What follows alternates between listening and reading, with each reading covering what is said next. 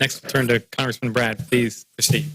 Oh, good. Well, thank you for the comments. I didn't know what I was going to say until Barry teed me up, so now I got some comments. You're welcome. So it's good. Thank you very much to Hillsdale and Senator Mike Lee for putting this together. It couldn't have a more important topic right now in terms of getting things straight. The one thing we haven't weighed into at all is politics yet. And I don't think we're going to get any changes until the politics turns, right? You're going to have a wave election, and the people are going to have to put pressure on their representatives. So all last year, you can just look at the budget process, and I'll get into that in a minute, but just look at what we're voting for as a conservative conference. And the budget number, I think the whole process last time, even by the speaker, was called the crap sandwich. Everybody eating breakfast already, so I'm not upsetting anyone, right? And cleaning the barn. And now this year, we're going to vote on that new high number again. And the Senate is hinting that they've already adopted that number, and then that's going to put reverse pressure back on the House, that we're going to have to live up to that high number. And everybody knows that the whole debate, right, you got 70% of Republicans voting for outsider candidates right now for a reason. They're very upset. And why is that? Because they know the American people aren't getting represented at all. So I even asked Bernie Sanders the other day at the White House Christmas party. I went up to him, I said, hey, I'm not putting you on the spot. And, I'm just going to ask you a question. I said, up here, I said, everybody in the press and everybody wants this horse race story. What do you think of Paul Ryan, this kind of thing? And it's about conservatives versus liberals. I said, my experience up here in 1 year, it's not about that at all. I said, it's about the middle that has conspired to increase budgets to $3.5 trillion a year. And that pressure of all the special interests comes down on Paul Ryan's head. And no single person is strong enough to withstand that pressure, right? Especially when you have the whole conference making deals and special interest projects, and everybody's representing their people and needs something special in their state or wherever. It's tremendous pressure. And so that's the politics in a rough way. I don't have any stats on this painting behind me other than to say they're all Virginians, right? So I'm from Virginia, sorry. Not all of them. I just wanted to get my Alabama colleagues riled up. Anyway, I gave my announcement speech back when I ran a couple years ago at St. John's Church, Patrick Henry. James Madison wrote the Constitution, is from my district. I went to Princeton Seminary. He went to roughly Princeton Seminary. When he graduated from the College of Jersey, he took Hebrew just for kicks, right, for a year. So when you talk about the worldview that informed the Constitution, it's a particular worldview, and it's a particular worldview that may not be informing the American people right now, right? The Judeo-Christian tradition and the inherent conservatism built into that worldview, that human nature is not utopian, it's fallen. And if you don't start off with that framework in your head, you're going to end up with the wrong logic and the wrong kind of document, the wrong kind of process. And so thank God Barry brought that up, because that helped me put that together. But we need to change that, right? And that has to do with K-12 education, educating the kids on what liberty is really about. Liberty, you only get liberty if you have the law. Liberals tend to forget that part, right? You get liberty because we tell the government what they cannot do.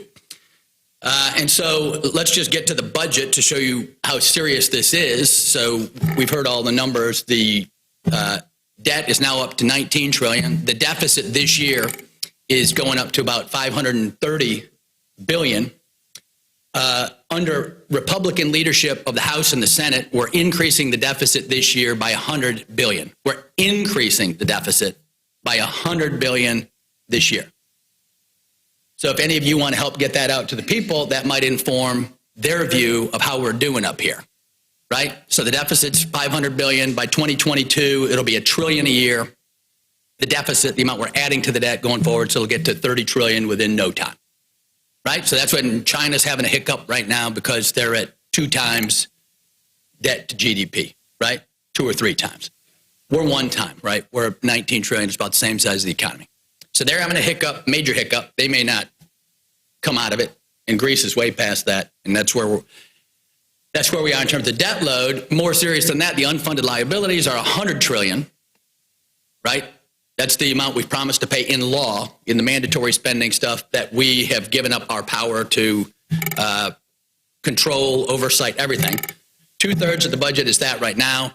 In 11 years, all federal revenues will go to unfunded liabilities, mandatory programs, and interest on the debt.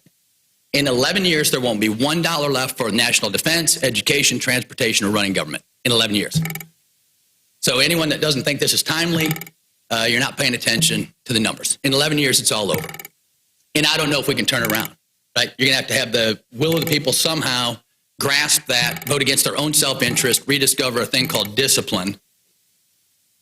And we're going to ask voters to vote for that. Right here, take some bad tasting medicine. It's for your own good. That's what we're facing, right? We have to convince a majority of the people to take bad tasting medicine, and there's no way around that. Votes in the concrete. There's tremendous pressure on us in the conference to vote for everything that sounds good. Last year, we had a thing called the Cures Act to help kids with cancer. I voted against it.